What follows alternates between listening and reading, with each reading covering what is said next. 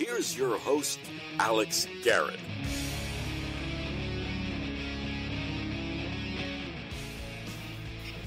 Well, it's June 3rd, and, yesterday was Lou Gehrig's day, and the Yankees win. I think the fitting thing about this road trip for the Yankees was that the captain not only dominated in his first trip back since basically snubbing the Giants and choosing the Yankees, but he made the final out. On a day, we honored another Yankee captain, Lou Gehrig. But the bookends to this road trip were immaculate. The fact that the current captain caught the final out in a electric weekend by the Bay, as well as the fact that they all wore the number 4, a original Yankee captain in Lou Gehrig. And yesterday was Lou Gehrig's day, and it honored ALS and those who suffer from it.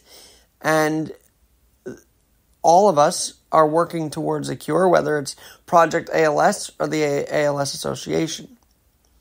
So my view is today, June 3rd, is let's not stop the conversation, right? I talk with Danny Boyce. Dysphagia Awareness Month, I feel like once that goes away, they stop the conversation on that, and it's up to Danny and I to pick it up. Well, the same thing goes with ALS, right? It's an ongoing conversation, not just something we honor every June 2nd in honor of Lou Gehrig, number 4, the Iron Horse. So I implore you today, on June 3rd and beyond, to actually donate to Project ALS, the ALS Association, and work with others to find a cure. Because the only way we can make a day like June 2nd totally worth it is not just by donating on that day, but by continuing to talk about resources every day. If we're going to commit ourselves to fighting ALS and finding a cure for it while honoring those who suffer from it, then why make it just once a year?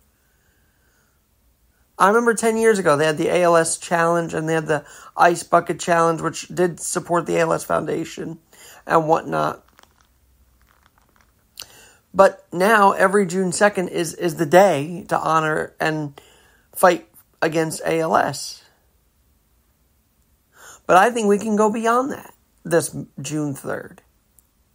That's why I hope to have Sarah Langs. Sarah Langs has ALS. She was honored in Philly, I saw on MLB Network, and she's just been a big part of the MLB community, and I saw her colleagues giving her a lot of love today on MLB Network, and I figured, let me reach out to Sarah and see what we could do, because she's become sort of a voice and an advocate for those with ALS, and she deserves to be heard on this podcast, whether it's adapting or sports, right? That's why we have both.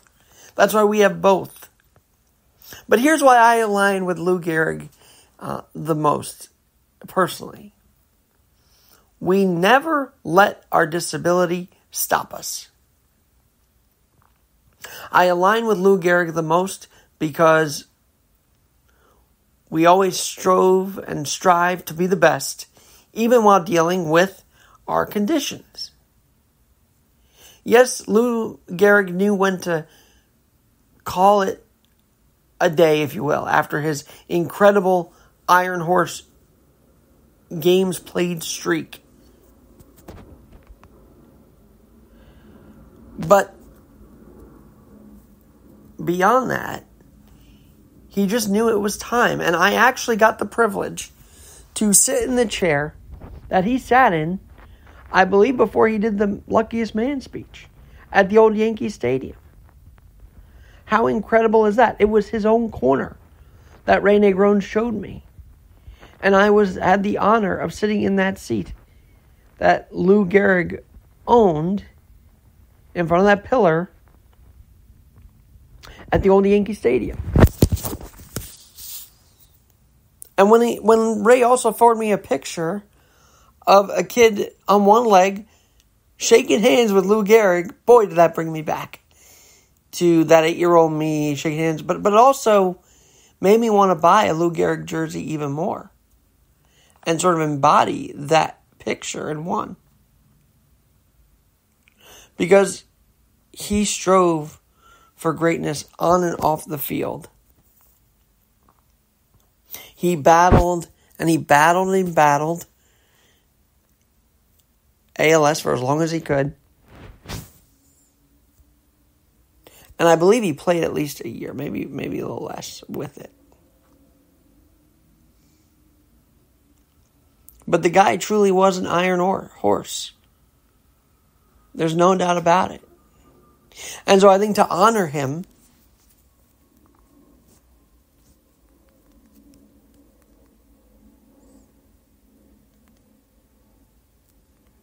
this month, this day after.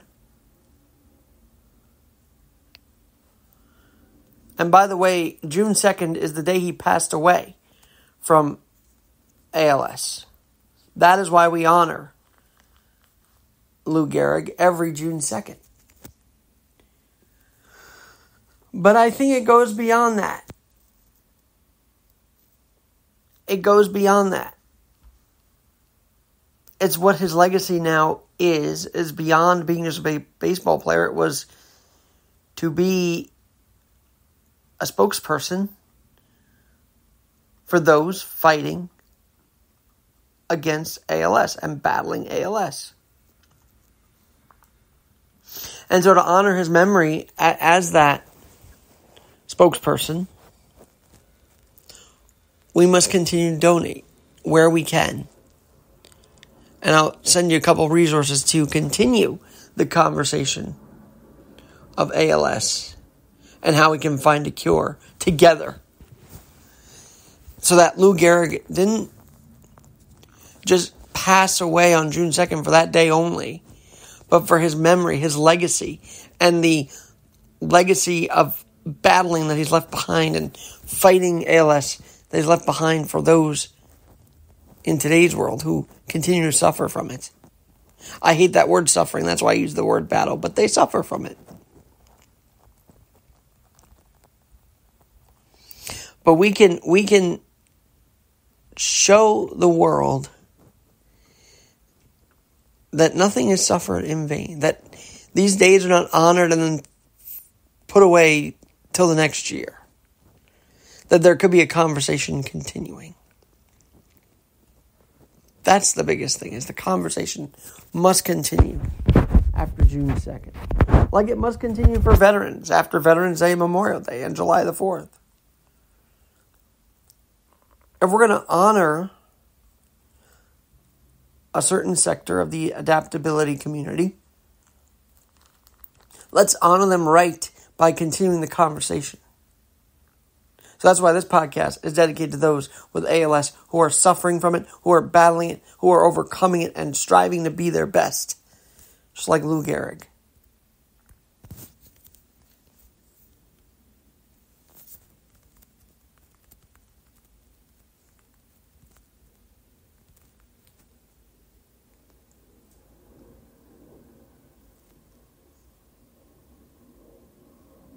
And today, ALS was often called Lou Gehrig's disease.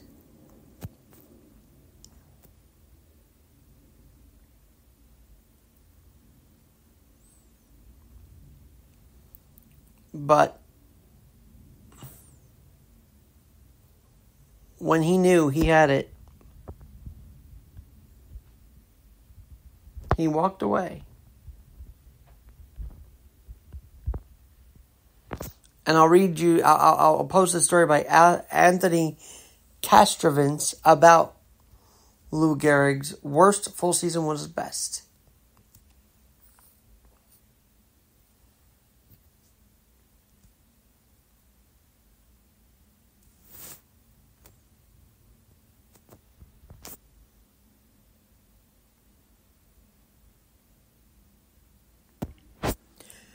And Castrovin says, back in 1938, it would have been preposterous to propose that Gehrig was having his best season. By the way, his best season was hitting fewer than 30 homers for the first time in a decade, and batting average dropped nearly 60 points, tied for his career low in 1938. The prevailing thought at the time was that the Iron Horse was running out of steam. But knowing what we know now about both the science and the stats, his 1938 season takes on a much different dimension. Castrovins writes, Gehrig only hit .295 with 29 homers, both of which were disappointing drops from his career norms. But more importantly, he did it as the ALS was beginning to erode him from the inside. So indeed, he did play on the onset of ALS in 1938. He would make that famous speech in 1939, the luckiest man in the world, on July 4th. And he would go on to live a couple of years later, for a couple more years. But for a full history of why we celebrate Lou Gehrig and why we honor him on June 2nd, I will post that link by Mr. Castrovins and maybe tag him on Twitter. Well, I'm sorry, X, but you know what I mean. Because if we're going to really, truly honor and put the number 4 on everybody's patches, everybody's jerseys, even the umpires yesterday, and we're going to wear the End ALS shirts, let's think about the origin of what Lou Gehrig was doing with the ALS. He hit 29 homers as the disease was starting to erode him. Think about that. As it was starting to erode his body, he was still hitting .295 and hitting 29 homers. If that's not an example of adaptability, in one way or another, and also the fact that he was still hitting the ball. That's not an example of not giving up. I don't know what is. As I researched this, Gehrig's playing streak, games played streak, ended in 1939 at 2,130 consecutive games. Okay?